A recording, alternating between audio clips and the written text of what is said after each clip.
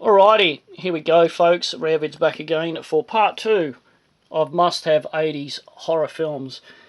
Now, whether I've succeeded or not remains to be seen, but I've tried to dig out this time some more sort of obscure films for you guys to track down, and some of these things are absolutely fucking amazing, and I cannot recommend them highly enough. So we'll kick it off with the amazing Canadian Rape Revenger, Death Weekend. Now, this thing is absolutely fucking amazing. It's very cruel, very violent, actually quite bloody in parts, with throat slashings and all sorts of shit.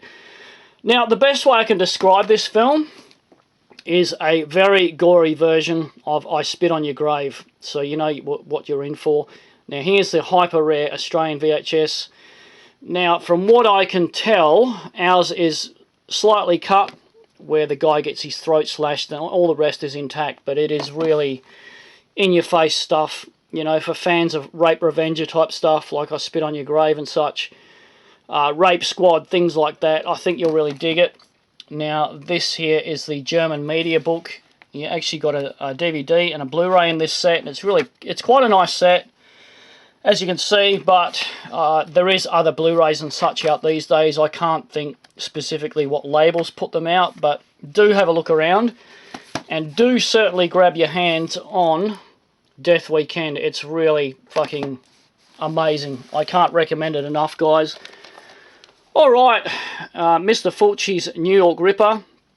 Absolutely amazing. It surely has to be one of the goriest giallo films ever made. The music score on this is absolutely fantastic as well. And I've got to say, it is 100% the most misogynistic film I've ever seen, i.e. in terms of violence towards women, is what I'm talking about. It's really up there with nipples slashed, eyeballs slashed with a razor, a bottle smashed and, you know, rammed into a vagina, that sort of thing. It's really fucking in-your-face stuff.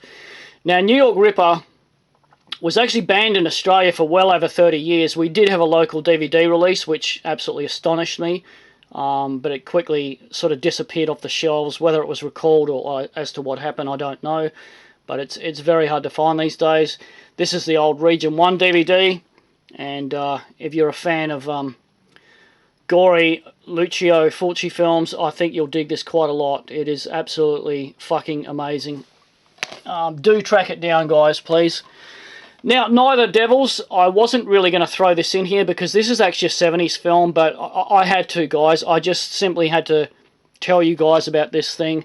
Now, this is actually from 1973 from Giorgio Ferroni, who usually specialises in spaghetti western films. Now, the reason I put this in here is I've raved about this film for 25 years. It's fucking amazing. I can only describe it as a vampire giallo film, and it is fucking great, man. Gianni Garchi takes the lead role in this, and again, he's usually in spaghetti western films. The gore effects are pretty cheesy and whatnot, because as I said, it is 1973, but that does add to the fun of it. Great music score, amazing cast. I don't know, I don't really know what else to say. I just can't recommend it highly enough. There is a Blu-ray of it. I do have the DVD, which, I don't know, for me has been good enough.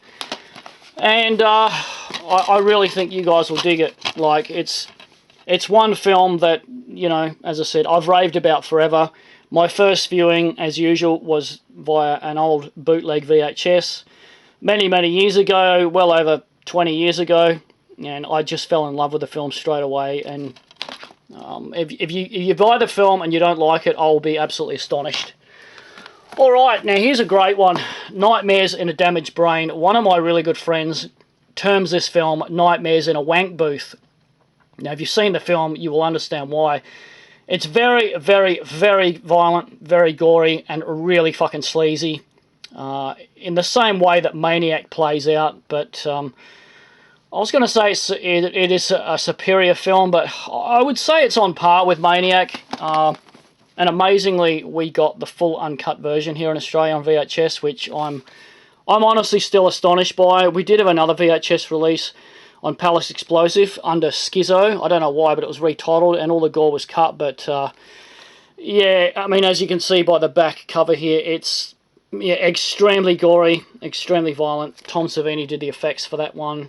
And as you guys probably know the story, he sort of distances himself from the film these days.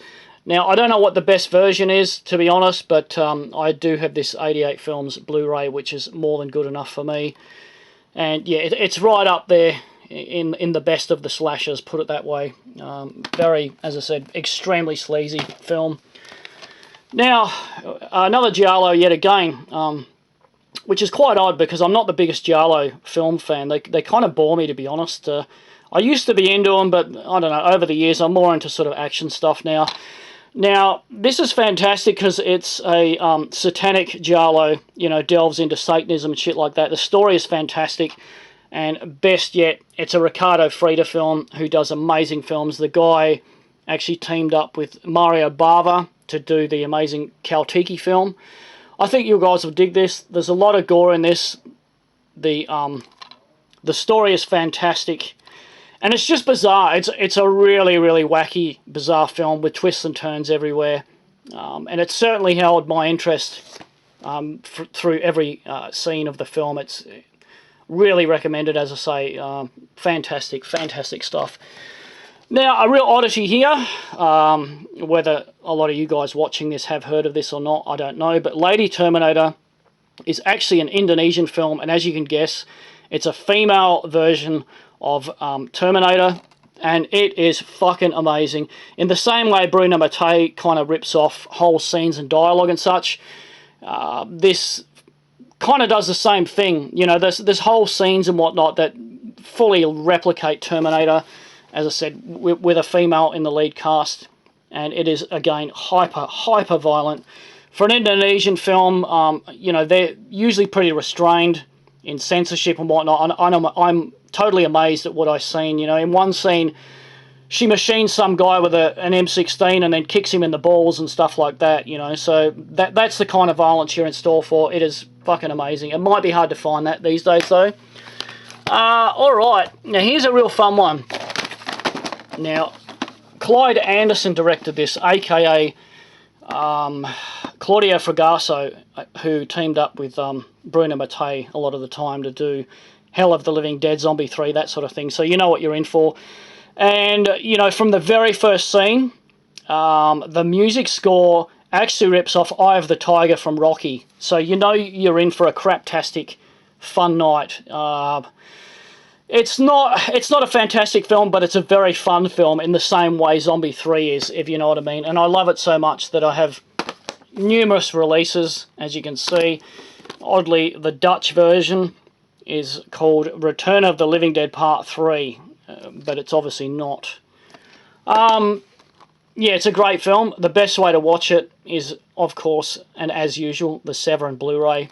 I think you guys will dig it. It's a really fun film. As I said, it's not a fantastic film in the way that Dawn of the Dead is, but it's a really fun film. Alright, now, Hunter's Blood. I dug this out for you guys. I guess it's, I don't know if you would call it horror per se, but it's certainly very violent and very bloody. So here's the rare Australian VHS. I actually have two of them. I love the film that much. And the Japanese VHS, which actually has an amazing design, but it's a really dark print. I was quite upset when I put that on and seen the quality of the print. The Australian one blows it away. Now, unfortunately, there's no official DVD release of this. Now, there was a Blu-ray announced 2 years ago, and everyone was jumping with joy that we were finally going to get a Blu-ray. For whatever reason, it never actually came out. And again, well, the only way I can describe this film to you guys who haven't seen it is somewhat like Deliverance, but with a lot of gore thrown in. I can't recommend that one highly enough. Another Indonesian oddity is Dangerous Seductress. Now, Mondo Macabro put a DVD of this out, but I've been unable to get my hands on it. It's a really weird sorcery film full of nudity and gore and great transformation effects and such. I'm surprised the effects work was so great in this for an Indonesian film. So, see if you can track it down, guys. Dangerous Seductress. I think you'll dig it. It's, as I say, very obscure and a lot of fun, man. Alright, Umberto Lenzi's amazing Nightmare City, and it sort of differs from other zombie films in that, as you can see there, the zombies are actually poo-faced killers, and they're actually after the plasma from people, not the blood per se, so it's a little bit different. It's a lot of fun. The best way to watch it is this Arrow Blu-ray here. I've got the Shameless one there, as you guys can see. I've got numerous releases. The old Japan VHS here, which is fantastic, and the Greek VHS here.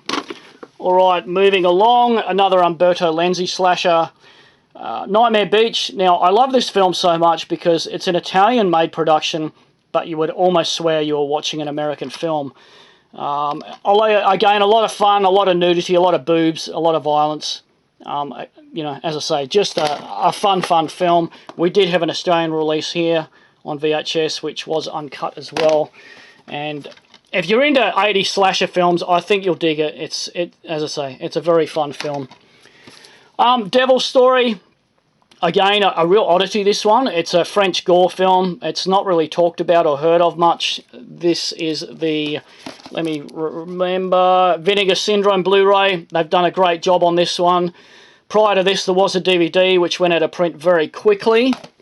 And here's the old Greek VHS here. Now, it doesn't make a whole lot of sense. It's one of those films that are full of violence and gore. Very brainless. I would sort of term it a beer and pizza film. But, yeah, it's, again, another fun film. A lot of these I'm showing you guys now today are, as simply as I just say, just fun cinema, fun films. Now, I'm not usually a fan of shot-on-video films, but Ogroff the Mad Mutilator is fantastic. Now, this thing was shot on pretty much no budget. You know the type of film I'm talking about, and as I say, I'm not generally a fan, but this thing was fantastic, man. Somewhat a Jason Voorhees type masked serial killer, just bumping people off with an axe and stuff. Fantastic. It actually took the guy about 5 years to make the film, but yeah, highly recommended. Great trash.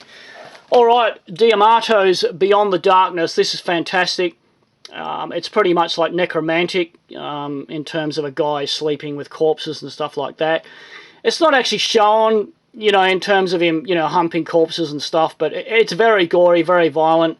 His girlfriend dies and he can't handle it, so he digs her up and he sleeps on the bed next to her and stuff, and, you know, various people find him out, and, yeah, I don't know, there's all sorts of hijinks going on, you know, in terms of pulling some woman's fingernails out with pliers and killing off various people, as I say, that find out the dead woman is in his bed and such like that. But yeah, it's pretty in-your-face stuff, I guess. My wife was pretty horrified by it and said it was absolutely revolting and asked what was wrong with me. Get the Severin Blu-ray. Alright, we're into Bruno Mattei stuff again. Shocking Dark, absolutely fantastic. Now, this film rips off both Predator and Terminator in one film. Like, absolutely fucking astonishing stuff. Now, it was released in some territories as Terminator 2, like that. I don't know how in the fucking hell he got away with it. As I said in my other video, Bruno Mattei was an absolute hack, and he ripped off complete dialogue and filming scenes, and this is no exception. He ripped off whole scenes out of Aliens and Terminator, as I said. So there's the only way to view it prior, really, was the Japan VHS, but it's really quite a dark print, and Severin did an amazing job on this. It's extremely clean, very bright, really nice looking. And again, I think you guys will dig it. And I keep saying this, but yeah, it's a fun film. Brainless, but a lot of good fun. Alright, Luigi Cozzi's Contamination. I love this film so much that I have the CD soundtrack. The DVD here. There is Blu-rays these days. The chest eruptions and stuff are absolutely fantastic. These alien eggs are brought back to Earth. Sorry, I can't exactly remember how, but when they burst open, sort of when people walk past them, folks' intestines just erupt out like nothing you've ever seen before. Again, this film is pretty brainless, but very, very gory. And if you haven't seen Contamination, I think you guys will dig it. The Goblin music score alone is absolutely fantastic. Alright, moving along with Without Warning. This is amazing as well. Jack Palance, Martin Landau. The alien, as pictured there, actually throws little discs at people. And they're actually little creatures with teeth and tentacles. and they sort of attach to your face or your neck or whatnot and bury inside you and, you know, do all sorts of nasty things and then kill you. It's almost like a very early version, 1980 version of Predator, and many people have touted it that way, that Predator sort of ripped this off. I wouldn't go that far, but it's that type of film. Here's the old Australian VHS, which is unfortunately quite faded on the front there. But yeah, look, I got to say, guys, I highly, highly recommend Without Warning. It is absolutely fucking amazing. Great, great film. All right, folks, we're going to finish this one up with the totally amazing Baby Blood. Now, I'm kind of cheating here because Baby Blood is actually from 1990, so I'm kind of crossing the line here, but I want you guys to see Baby Blood. Sorry about the glare, guys, because it's an absolute bloodbath. Now, she gets impregnated with the devil's baby. No, I'm not making this up. With the devil's baby. And it keeps talking to her telepathically, telling her to kill people. And that's what she does. She kills men and drinks their blood and such for the baby. And honestly, man, this thing is a bloodbath. Now, you've seen Martyrs and Frontiers and stuff like that, French films, but wait till you see Baby Blood. It is fucking, like, really, really violent, very gory, fucking absolutely amazing. I really must upgrade this thing to disc. And you can even see by the sticky here, warning certain scenes will offend and such on the VHS, so you know what you're in for. Frequent violence, and it certainly does deliver that. As I said, I am cheating here because this is 1990. But, yeah, Baby Blood, do seek it out. There is Blu-rays out these days and such. I think you guys will dig it, man. It's really in-your-face stuff, that one. Alright, that's it, folks. I'm going to wrap this one up. Adios.